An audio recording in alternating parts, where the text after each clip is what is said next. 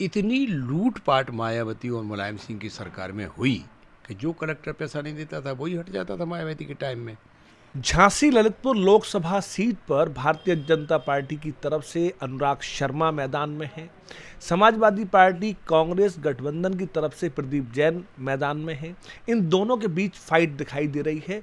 इन सारी बातों के बीच हम बात करेंगे यहाँ पर हरगोविंद कुशवाहा जी से। हरगोविंद जी बहुत आला नेता हैं, बुंदेलखंड के भारतीय जनता पार्टी को रिप्रेजेंट करते हैं। हरगोविंद जी, क्या मानते हैं आप, जिस तरीके से अनुराग शर्मा का नामांकन हुआ, प्रदीप जैन का नामांकन हुआ, दोनों की भीड़ को अगर कमतर करने का प्रयास करें, कि दोनों की भीड़ को यदि एग्जामिन करें, तो किसको देखते हैं आप? कौन दिखाई दे रहा है पिक्चर में आगे बढ़ता हुआ? मैं भारतीय जनता पार्टी का एक कार्यकर्ता हूँ और राज्यमंत्री के दर्जे पे हूँ पिछले 8 साल से। भीड़ जो आती है, सबसे पहले अनुराग शर्मा का नामांकन हुआ 30 तारीख को। अनुराग शर्मा का जब नामांकन हुआ तो मुक्ताकाशी मंच पर आम सभा हुई।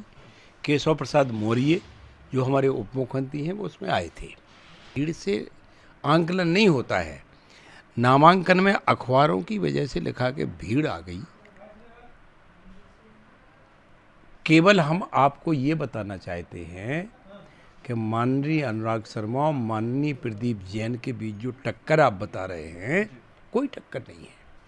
पिछले चुनाव में श्याम सुंदर सिंह को 4 लाख से कुछ ऊपर वोट मिला था और श्री अनुराग शर्मा को 7 लाख से ऊपर कुछ वोट मिला था। अब की बार श्याम सुंदर जी भी उनके साथ हैं, तो जो प्रदीप जैन से टक्कर होगी उसमें 3 लाख से ऊपर की हार जीत का आंकड़ा होगा और अनुराग शर्मा 3-4 लाख वोट से चुनाव जीतेंगे। हरगोविंद जी, एक मिनट रोक रहा हूँ आपको। आपने 3 चुनाव लड़े लोकसभा के, 2 चुनाव लड़े आपने विधानसभा के। क्या भीड़ को वोटों में कन्वर्ट करना आसान होता है? हाँ, क्यों नहीं। भीड़ तो आती ही इसलिए है कि जब विश्वास करेगी प्रत्याशी पे तभी तो भीड़ आएगी। कुछ भीड़ बुलाई जाती है, कुछ भीड़ अपने आप आती है, कुछ भीड़ का दिखावा होता है। भीड़ वोट में कन्वर्ट हो अथवा ना हो, इसका कोई आंकलन सही तरीके से नहीं लिया जा सकता है। भीड़ तो भीड़ है। भीड़ तो पैसा दे रहा है, किराया दे रहा है, खाना दे रहा है, तो भीड़ है, चाहे कहीं चली जाएगी। हरगोविंद जी, विकास का ऐसा कौन सा काम देखते हैं आप झांसी ललितपुर क्षेत्र में जिसके आधार पर बीजेपी दोबारा से वोट मांग सकती है अनुराग शर्मा के नाम पर? सबसे बड़ी चीज़ जो है, समाजवादी पार्टी के टाइम में जब से माननीय अखिलेश यादव जी 2012 से 17 तक मुख्यमंत्री रहे, हम समाजवादी पार्टी में 48 साल रहे, 20 साल अध्यक्ष रहे, पार्लियामेंट के 3 चुनाव लड़े। माननीय चंद्रपाल सिंह जी क्रिप्को के चेयरमैन रहे, विधायक रहे, राज्यसभा में रहे, लोकसभा में रहे, दीपनारायण सिंह विधायक रहे, श्याम सुंदर सिंह रहे। गुंडागिर्दी की इंतहा हो गई थी। समाजवादी का नारा है खाली प्लॉट हमारा है, उसी को तो फेंक करके भाजपा सत्ता में आई थी ना।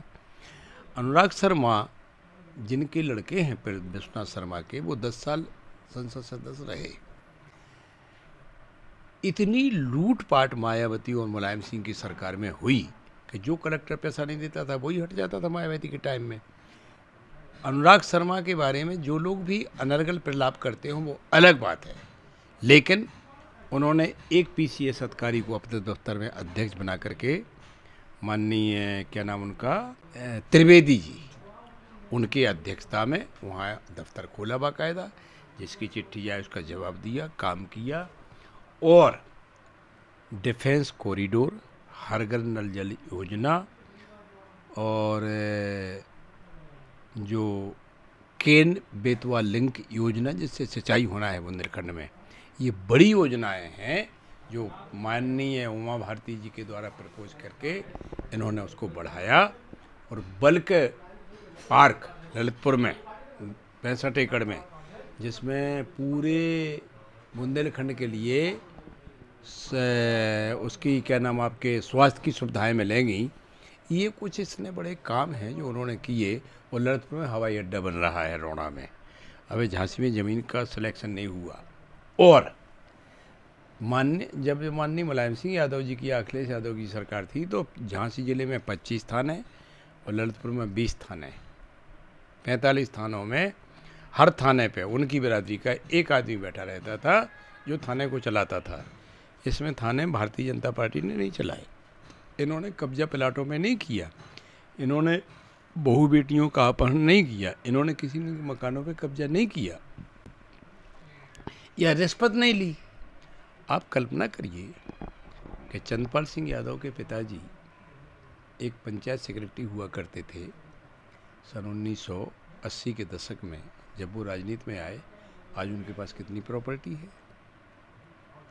दीपनारायण सिंह के पिता वैद्यनाथ प्राणदास अनुराग शर्मा के पिता के यहाँ 25 रुपये महीने पे मुनीम हुआ करते थे। 700 करोड़ रुपए की प्रॉपर्टी तो गवर्नमेंट ने जब्त की। सुंदर सिंह एक छोटे काश्तकार थे और 10-10, 11-11 रुपए की रसीद कटवाने के लिए परेशान रहते थे। उनका क्या है वो होटल का नाम, लेमन ट्री। रेलवे के वहाँ एक होटल, वैवाहिक घर और करोड़ों अरबों रुपए की प्रॉपर्टी। हरगोविंद जी, लेमन ट्री के मालिक श्याम सुंदर जी, अब उन्हीं को ले लिया बीजेपी ने अपनी पार्टी में। बीजेपी में लगातार अन्य पार्टी के नेताओं को लिया जा रहा है। क्या इससे भारतीय जनता पार्टी के नेताओं का मनोबल कम नहीं होता होगा? बीजेपी किसी को लेती नहीं है। बीजेपी के तो 18 करोड़ मेंबर वैसे भी हैं। विश्व की सबसे बड़ी राजनीतिक पार्टी है बीजेपी, जिसके 18 करोड़ मेंबर साधारण सदस्य हैं। श्याम सुंदर सिंह या अन्य लोग जो आते हैं बीजेपी में, वो अपनी सुख सुविधा के लिए आते हैं। हमने नहीं बुलाया उनको। जैसे हरगोविंद कुशवाहा, हम खुद ही समाजवादी पार्टी के 20 साल जिला अध्यक्ष रहे, तो क्या बीजेपी ने हमें बुलाया? हम स्वयं आए ना। तो अपनी मर्जी से आते हैं। उनकी पार्टी में क्या छवि है, पब्लिक में क्या छवि है, उसका आंकलन होगा।